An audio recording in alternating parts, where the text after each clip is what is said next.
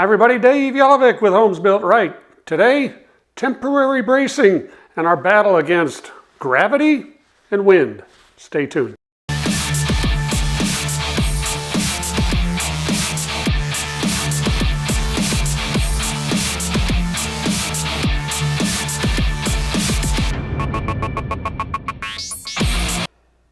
Hi everybody, welcome back. Today we talk about temporary bracing, and I kind of teased it by saying just simply gravity and a little wind can wreak havoc upon it. The idea of temporary bracing, you see these frames here, if you're not zigging and zagging through bracing as the framer's putting these things up, it's probably not braced enough.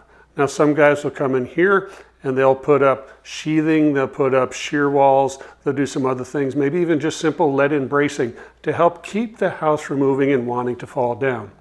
Now, I'm going to share a video with you.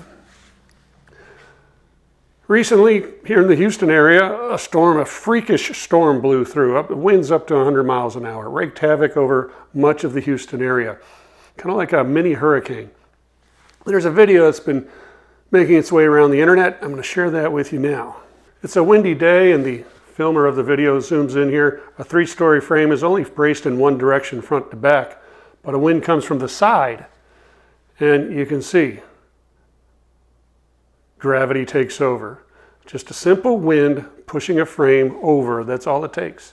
But temporary bracing and sheathing and other types of things to help prevent that are essential to keep disasters from happening. Fortunately, nobody was in that frame due to the storm. Last year this time we had, again, another simple late afternoon thunderstorm. And 2 workers were killed and 7 more were injured. And it was a very normal day. You can see here we've still got 2 frames down here that are still framed.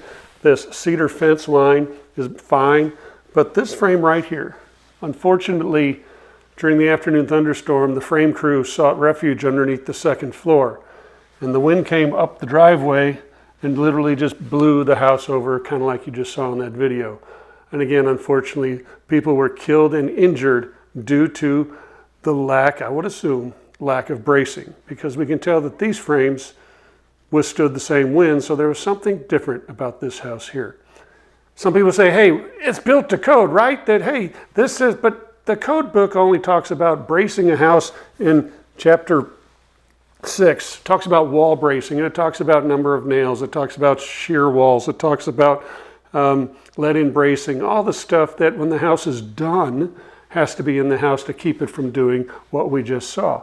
So the code book talks about the finished product, not the as it's being built product for bracing. Very little bracing in here, no shear wall material, nothing to keep it from doing what you see here. No, your picture is correct. It is kind of already starting to lean, because within a few minutes the house is reduced to rubble. It just fell over, and you see, it's a beautiful day. There is no wind, there is no storm. It was just gravity taking the house and corkscrewing it down to the ground under the weight of gravity alone. So look at bracing. Here, just a simple, there's a brace, not enough to hold up an entire structure with the tons of lumber that's in there, but that too also met its fate. But here's what we're looking for as we're framing up. There's some shear wall material here, some OSB on the outside walls, some temporary bracing all throughout here. Same thing here, you can see bracing every which way. That's what you're looking for as far as the house is being framed up. So again, real quick, temporary bracing, it could save a life. So look for it. That's the whole story for today. And if you like our video, give us a thumbs up, maybe subscribe to our channel. And I'll see you next time on Homes Built Right. So long, everybody.